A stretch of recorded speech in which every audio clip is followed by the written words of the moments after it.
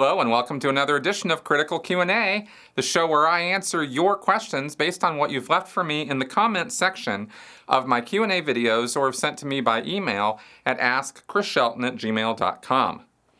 Okay guys, this was a really exciting week. I did a podcast with Karen De La Carriere about Scientology's legal woes and sort of strategies and things that go on behind the scenes they might not know about, so I hope you'll check that out. Always fun talking to Karen, and so far the feedback on the podcast has been pretty good. And we have some really, really interesting questions, but I wanted to share a couple things with you. First off, it looks like I will be able to continue the Great Courses Plus sponsorship on my channel, and that is very exciting to me because they are my first and only sponsor so far, but it's been really great and a product that I really, really believe in. So really makes me happy to put those commercials up on my podcasts. And the other thing that happened this week that I thought I would just kind of originate to you guys is, I talk a lot about this recovery process I've referred to, these various steps or stages you go through and the onion layers that come off and all that. But something occurred to me this week that has never happened before, at least it hasn't happened since I was a kid. And it was really special and really kind of cool for me, and it might seem probably pretty stupid or silly, but it's for me it was a big deal. I found myself chilling, relaxing. It's summer, it's time sometimes to just go outside and hang out, chill. My wife and I go take a walk when she gets home from work. I, of course, work from home here. And that's all cool, but I found myself, I've always had a problem with being able to just chill and not be thinking constantly about what else I should be doing, what other work I should be working on, what's my next podcast going to be, what's my next video going to be, what about this particular problem I'm trying to solve or figure out. Always stressing about something, always worried about something, always having my attention somewhere else. And I found myself this week, for the first time in decades, not having that happen.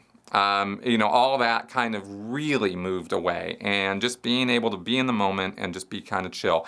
And this is not like an ability gained, I can do this all the time now or something, some Scientology nonsense. I'm just saying that it happened and I was like, oh my God, where'd all the franticness go, So, it's been a while. It's been a long time. I've been working on this stuff proactively. So I think this is a good thing, and I thought I would share that with you guys. So now let's get on with your questions, because there are some really interesting ones this week. Christoph, as exploration of past lives is central to the Scientology belief, do people usually report having inhabited bodies that share a gender with the body they inhabit in their current life?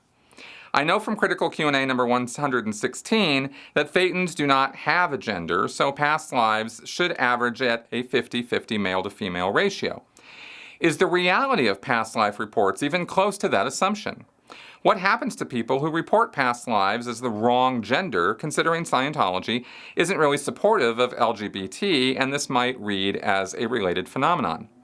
Is being closely in touch with your past lives / recalling them vividly a good thing to happen to you as a Thetan?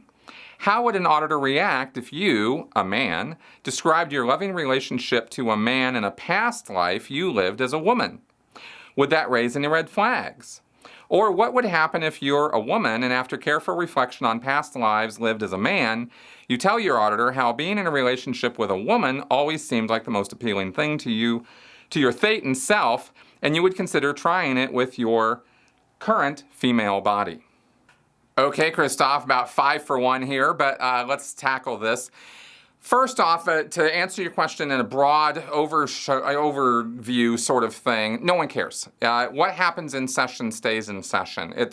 Nobody's at all concerned about the things that you tell your auditor in an auditing session, or what sort of things you might be remembering or re-experiencing from a past life. That was then, this is now. That was you then, this is you now. The whole point of auditing, according to Scientology theory, is that you are doing it to improve yourself by looking back at past stresses and traumas and experiences that you've had and wrongdoings that you've committed in an effort to improve yourself now. And, there's that theoretically, that's not really a bad thing, right? The whole thing about past lives is it gets a little bit weird. But looking to your past and your actions in the past and how they might have influenced your actions now, your beliefs and ideas now, what were the causative agents in your past that were reacting on you, that made you do what you did. I mean, those are good things to look at because you can sort of sort out responsibility issues and trauma issues and things like that. And in fact, that is, from a clinical psychology point of view, that is the good thing about, like, say, Dianetics, right? It's not going back and reliving an incident over and over again. That has very limited therapeutic technique by study and survey in the world of psychology. But the idea of going back in the past and sorting out causative agents, that's a big deal. That's a good thing to do. So getting back to your questioning now on gender, if what is causing you now to act in a, let's say, a pro-LGBT way, which is in Scientology not really cool, they're not really down with homosexuality or bisexuality or any pansexuality, any of that. It's just you're straight and that's how it is, right? Well, if you're having issues with this, thoughts about it, even actions that you're taking as a result of that, and in Scientology, you go into an auditing session and you address past lives where you were, a female and you're a male now, and you were doing bad things, let's say. That's the kind of stuff Scientology would say is wrong with you, right? Is you were a female doing bad female things, or you were a male doing bad, things to other males or females or whatever. That you could really sort out the logic almost any way you wanted to. But the point is that if you were to sort that stuff out in your auditing session, what Scientology's attitude about that would be is not to blame you for things you come up in session in past lives, but to make that be the reason why you now don't have to have or shouldn't have those feelings or ideas or attitudes or whatever about that.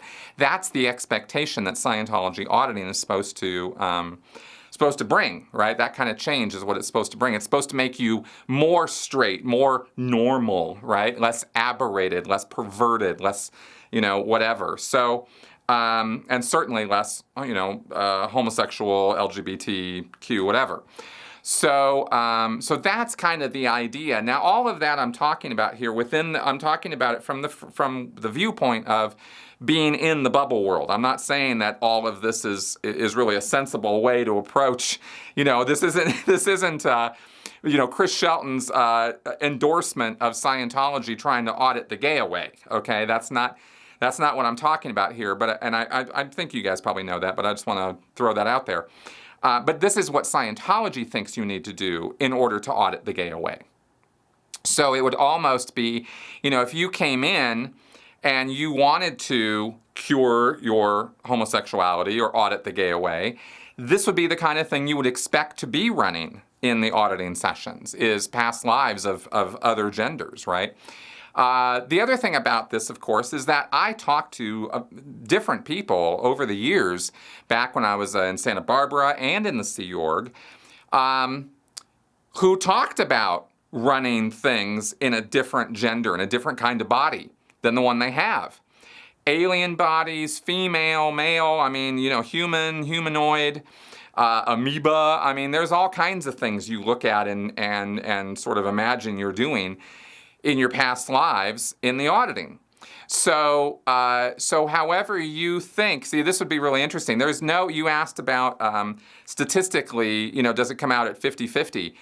Nobody is taking any statistical information about how many people are recalling how many past lives and which gender they were in those past lives. No one in Scientology cares. So I could not even begin to answer that question specifically for you. But I can say that Scientologists have talked about, and I even talked about one time, running something in a past life in a different body or a different gender and being like, oh, that was squishy and weird, or however, I thought about it, and other people, when they told me about their experiences, how they thought about it, and how odd it was for them and noteworthy of being odd and different, right, and peculiar for them. So there's no. So again, that just sort of reinforces my point that there's not really a lot of judgment on that particular thing. Where Scientology judgment comes in is in your current life and what you're doing now, in the here and now. Okay, now let's see here. As far as this last question, what would happen if you're a woman and you say, hey, I recall having relationships with women in the past as a man, and I think I'd like to have a relationship with a woman now. Okay, now if you said that, you would, of course, end up in front of a Scientology ethics officer or a Sea Org MAA, Master at Arms, same thing. And they would, if they were sensible, like what I would probably have done, of course that means it's sensible, I know. What I probably would have done if I was an ethics person for somebody like that is I would have probably started with, okay, I totally get what you're talking about here. Interesting. Why don't you list out for me the qualities that you're looking for in a romantic partner or life partner or marital partner, male or female, gender, not really gender specific. Just write down what are the qualities you're looking for, right? And of course, the person would then write those things down. I'd say, okay, now, taking the gender specificity, however you say that, out of this, what are these things? What are these qualities? Loving, admiring, faithful, et cetera, right? These are not gender-specific ideas. And I'd say, okay, now are these the key things you're actually looking for? And odds are I could either, the person would say yes, or I could get the person to say yes. And look at it from that perspective or frame it that way and then go, okay, well, clearly you're lacking these things now. So let's figure out how to get these for you without you becoming a sexual pervert, right? Is pretty much how I would talk about it in Scientology. Because I'd be talking using the data from Science of Survival, L. Ron Hubbard's second book of Dianetics, right? Which talks about how, Dianetics talks about and Science of Survival talk about how any kind of LGBT activity is is a total sexual perversion. And they interpret it in Scientology that it's a perversion because bodies are made to have sex with each, male to female, and that is how you propagate the race, and homosexuals don't reproduce. And I'm not telling you these things make sense. I'm telling you what they think, okay? And what I used to think, because I used to think that. So anyway, there you go. I hope that gives you something for your questions. Caitlin G. We know that high intelligence is not inversely related to participation in cults. In fact, you mentioned in at least one video that high intelligence could make someone more prone to joining for several reasons, which make a lot of sense. What about levels and types of post-secondary education? One would think that having advanced education would make someone less prone to joining a cult.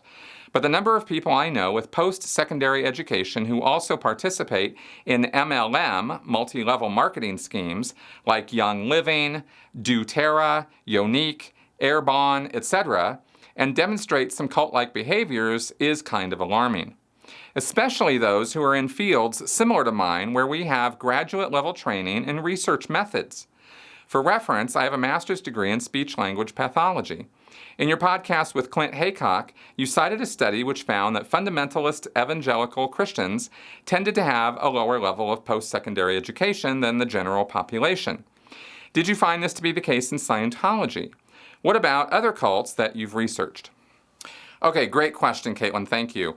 Statistically speaking, according to the studies and research that I have done, the percentage of people who have any post-secondary education, in other words, graduate studies, et cetera, like you described, are statistically greater. There's a statistically greater percentage chance that they will avoid a destructive cult situation or situations where thought manipulation or thought control is being done. But it is a slight percentage higher. Like it might be college educated, if I remember the numbers right, and this is just, I can't even quote the study here, right? But what I recall is a series of bar graphs and, no education being a fairly high amount and high school education being a lower amount, and then college kind of similar, maybe a little bit higher than high school. And then postgraduate being like, if college was 32%, then postgrad was like 34, 36% or something. It was not a huge difference, but enough to be, significant and noteworthy. And I think the reason for this is you mentioned having education and research methods. I think that specifically would help quite a few in seeing through, pseudoscientific claims. But, we're still only talking about, on a broad shoot here, about 1 out of 3 secondary graduate, these students, staying clear. 1 out of 3 of these people staying clear of a cultish situation. Which speaks volumes to the fact and proves the point I've always been making, that education or intelligence, no proof against stupid ideas at all. And the reason why, I've talked about this in different videos. In fact, I've done whole public speaking lectures about this. But the underlying reason really comes down to the simplicity that we are emotionally driven creatures. We are animals. We have emotion. That emotion is what drives our thinking process and drives our decision making.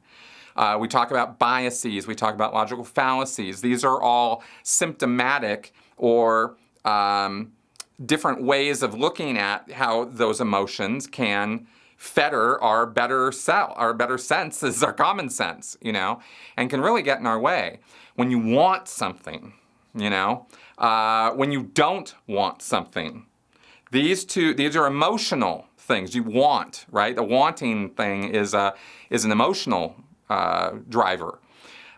Figuring something out intellectually as to, what you should or shouldn't do, you can do that objectively. Best way to do that is actually figure it out for somebody else that is not you.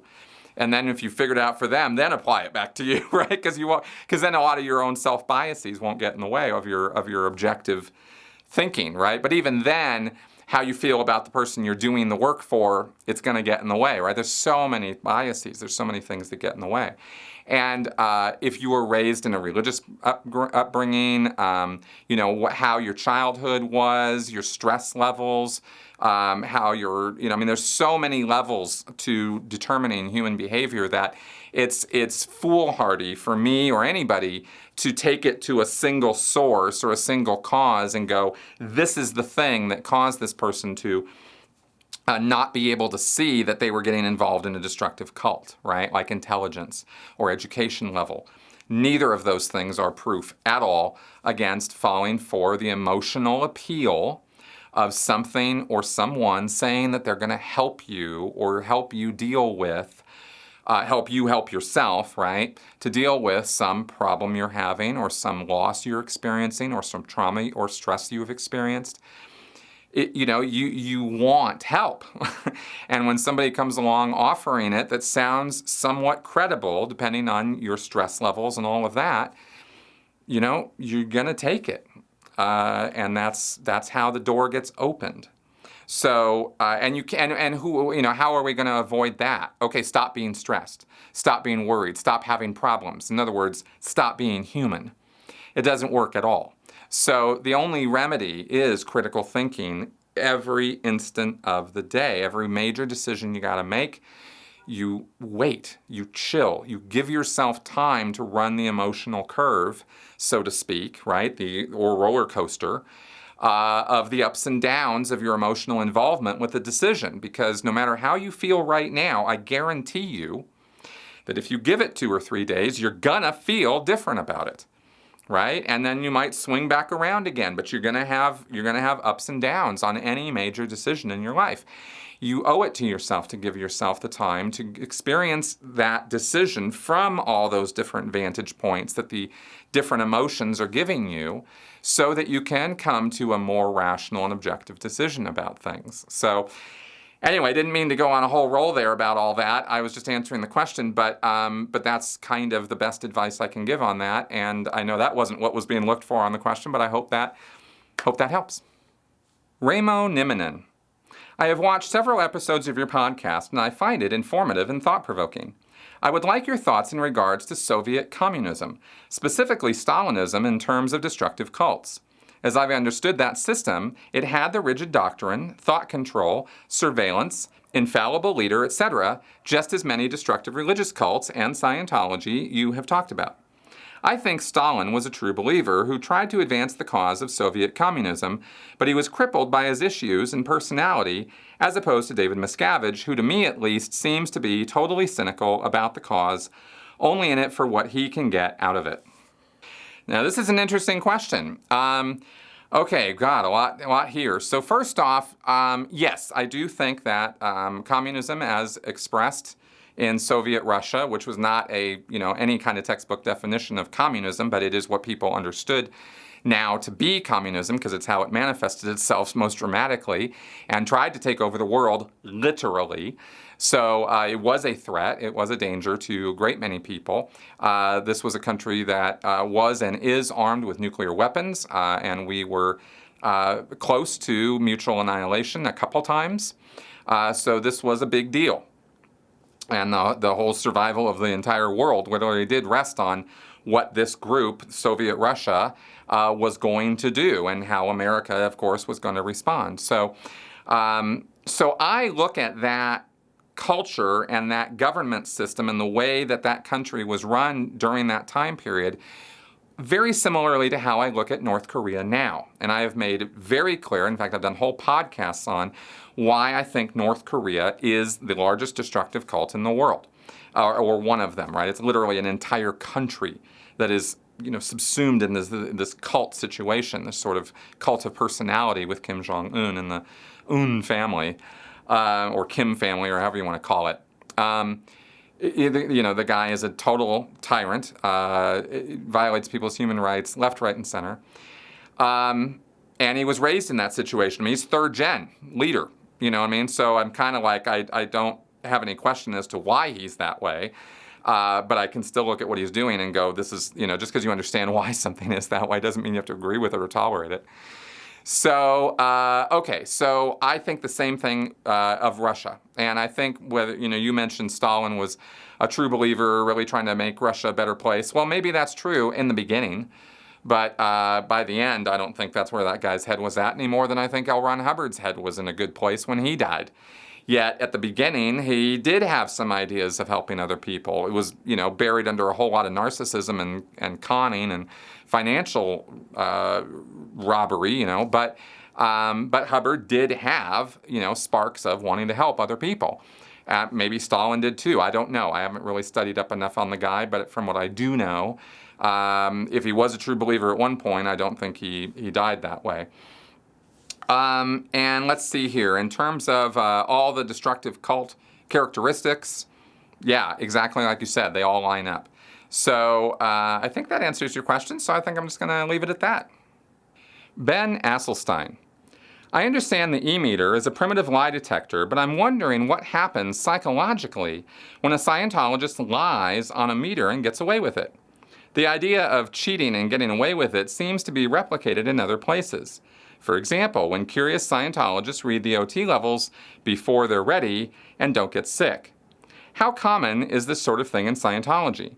Do people get the feeling that they've passed a course when they shouldn't have, or somehow fluked some sort of win? Does it help them feel special or better than other Scientologists? Is it a kind of wiggle room in the coercive cult that actually serves to make the cult more effective? Perhaps it helps them think that they're pulling one over on Scientology, even as they pay more money to the church. Did you ever beat the e-meter? For example, lie and get away with it? Interesting question. It never even occurred to me that by beating a meter, somebody's belief in Scientology would be reinforced. I don't really see that happening. I definitely talked to people in Scientology who had confessed at one point or another to lying while on an e-meter. There are many, many questions about it in security checking. There's a ton of questions and ways to check as to whether a person has gotten away with something. Literally, they are asked in this sec check, have you gotten away with not telling me something, right? I mean, they'll ask them questions straight up like that to get that dial to move, that needle to move, and pull the withholds from them. So do Scientologists get away with not saying things? Absolutely they do. I sure as hell did many, many times. On the RPF, I learned that the e-meter is far from infallible, and I learned that, in fact, it's all kind of very dependent on your state of mind, right? Because on the RPF, I learned how to semi-control what the needle was doing. And I don't mean all the time, and I don't mean consistently, but I was able to send my thoughts in certain places and get really, really happy, really amped up when I needed to in order to make that needle float so I could get on with the next sec check question, so I could get done with this endless RPF program that took me over 3 years to get through, answering hundreds of sec check questions until the needle floated on each one. Hundreds of them. That's why it took so goddamn long, amongst other things. There were other reasons too. So I learned how to do that. And I learned by learning how to do that the e-meter was not the lie detector, flawless machine of glittering model of efficiency that L. Ron Hubbard claimed it was. And he said that bad TRs, bad metering, bad auditing could make the meter not work or not seem to work, even though the meter always works, except here it doesn't, and here it doesn't, and here it doesn't. But other than those, it always works, right? So you're kind of like, whoa, those are some pretty big lanes that you just gave us here, Ron. Like, if the person's a criminal, meters don't read on people who don't feel any responsibility or remorse for their actions. Okay, that's interesting. That's according to L. Ron Hubbard. I'm not saying that is actually true. But that's a pretty wide lane because everybody on the RPF are Scientology criminals, right? We're all there for crimes we've committed as Scientologists, as Sea Org members. So if we're all criminals, then how does the meter, you know what I mean? Like, it's kind of like, oh, well, no, not you guys. You're Scientologists. You're the good guys, even though you fucked up, right? Real criminals we're talking about, right? But then, of course, don't ask too many questions about this because, you know, when Mike Rinder or me or Leah or Aaron or any number of us critics who spent years on an e-meter with it working just fine while we were answering their questions, dong, dong, the needle's moving, you know, we weren't criminals then, right? But we're criminals now, we're SPs. So, you know, it's all whatever you want to make out of it is really the point here. And Hubbard gave enough exceptions to all of his rules that you always have wiggle room to come up with some rationale or reason why the meter wasn't working that time or on that person or in that place. Okay, so that all being said, I definitely ran into other people who also faked things on an e-meter knowingly. For example, there was a woman on the RPF who learned to rub her bare feet, because sometimes in auditing you take your shoes and socks off to loosen your feet up. It affects the meter. Well, she learned that she could rub her feet gently on the carpeted floor and the needle would start looking like it was floating. And she got through a lot of sec check questions that way before somebody caught her. So, you know, so yeah, people have definitely done that many, many times in Scientology. And not just to get out of sec check questions, but there was another guy who wanted to get kicked out of the Sea Org. So he made it look like he had a rock slam on the meter one time, which is this crazy banging back and forth, which is supposed to indicate an evil intention on the subject under discussion. So but what he was really doing was touching the cans together, because when you close the circuit on the e-meter, then the needle just bangs all over the place. So if you sit there and touch it randomly, it'll look like a rock slam, and the auditor will be like, "Whoa!" Right? And then when the auditor, you know, does his whole thing, it looks valid. So I saw a guy fake a rock slam, which he thought he was going to get kicked out of the Sea Org. Instead, they sent him to the RPF, and I think he left from there, but I don't really remember. It doesn't matter. So, yes, so I have seen Sea Org members and Scientologists beat the meter, try to beat the meter. And, I don't really know what to say about it in terms of what that does to their faith in Scientology. I know what it did for me is it made me realize that this was not just very, very subliminal, very subconsciously to start with. It made me realize that everything Hubbard had said about the meter wasn't necessarily true, and that this infallible device was fallible and could be beaten. And I didn't really care that much because I just wanted to get done the things I wanted to get done as a Sea Org member, right? That was my experience. And then when it came time for it to really count, when I got my leaving sec check, when I finally was leaving the Sea Org, I just whizzy-banged through that just like I did through some of the RPF stuff. And this will sound, by the way, like I'm admitting right now that I faked my entire RPF program. I faked all my auditing in Scientology. That is not at all what I am saying. This was at the very end of the auditing that I received in Scientology. I had over 50, 60 PC folders of auditing, all of it a very hardcore true believer. I believed in the meter's infallibility. I answered the questions as honestly as I could. I wasn't trying to beat the meter.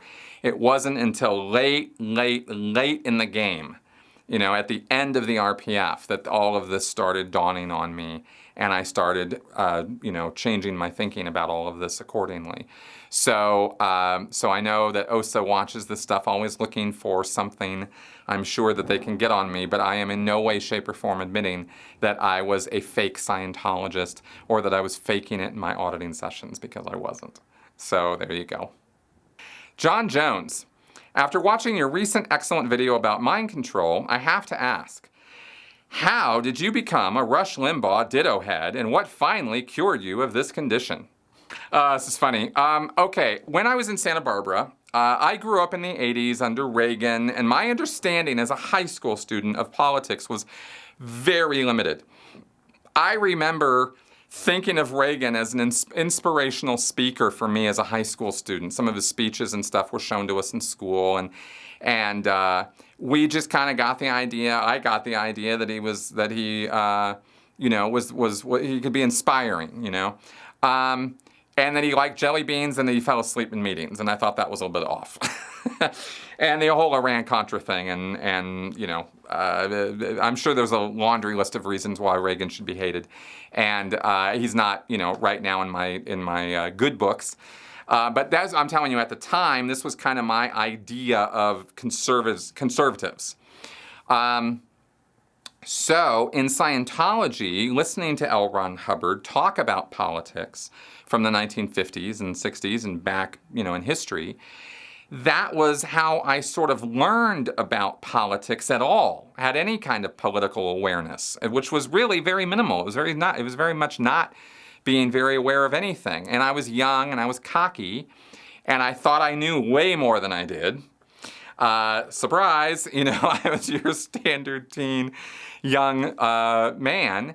And I had a friend who was older. I think he was in his late 30s at the time, who was a Scientologist. He and I became good friends. We hung out together all the time. And he was very conservative politically also. And so he and I would talk, and I would learn from him. I sort of mentored under him or whatever. And then Rush Limbaugh, at this time that I'm talking about, and I believe this was either late 80s or early 90s, it was while I was staff in Santa Barbara, got on TV. And he also kind of mushroomed in popularity. Mainstream media started picking up Rush Limbaugh as a major player and a political talker. And he wrote a book called The Way Things Ought to Be, and he was very cocky and he was very arrogant, which appealed to my young cockiness and arrogance.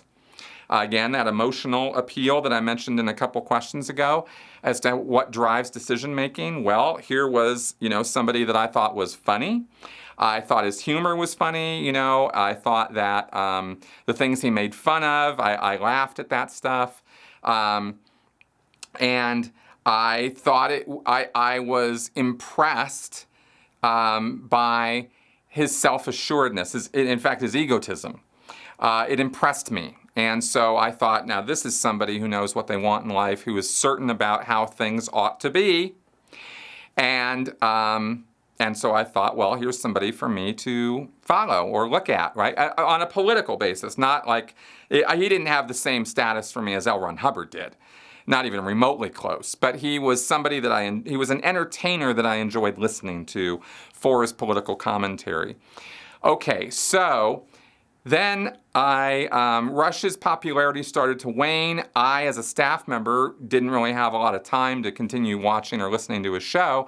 And I then joined the Sea Org in 1995, at which point I lost all touch with everything political, period. I was not keeping up with anything, hardly anything, unless it was newspaper headline material that I could see as I was walking past the newspaper stands that were outside PAC, the Pacifica base, the big blue buildings in Los Angeles. Unless I saw the headlines, I was unaware of the news, almost on an almost daily, weekly, monthly basis. I just didn't care. I was way too focused on Scientology and my Sea Org jobs. So then I just kind of lost all contact with all that. So then I come out of the Sea Org in 2012, and I've got a whole different mindset now from having done this years of internment in a cult, the RPF, suddenly reevaluating all of my decisions and everything after I go down the rabbit hole of Scientology information on the internet. And so after that, I was questioning everything. And I had long since forgotten mostly about Rush Limbaugh or anything he stood for. So then I'm learning about, LGBT, all that stuff, changing my mind about psychiatry, changing my mind about all kinds of stuff. And then politics comes across my plate, and I start looking into it and thinking about it. And I've already got this very liberal mindset developing in regards to social issues, not necessarily economics, but socially. And I listened to some Rush Limbaugh. I went, oh yeah, Rush Limbaugh, he's still around. And it was like, what? I just could not believe I was, that I'd ever followed this man. He is the most ridiculous fool. It's just ridiculous. Some of the stuff that he says. So, and I'm not insulting his intelligence. He's not a dumb person. But I am no longer on the same page on any topic with Rush Limbaugh. That at least not any topic I've listened to or heard him say. And every time I've ever seen or heard anything from him since I left Scientology, it has been the most ridiculous windbaggy nonsense. And I think the guy is just, on his last legs and trying to stay relevant. And I don't really care anything about him at this point. Thank you for asking.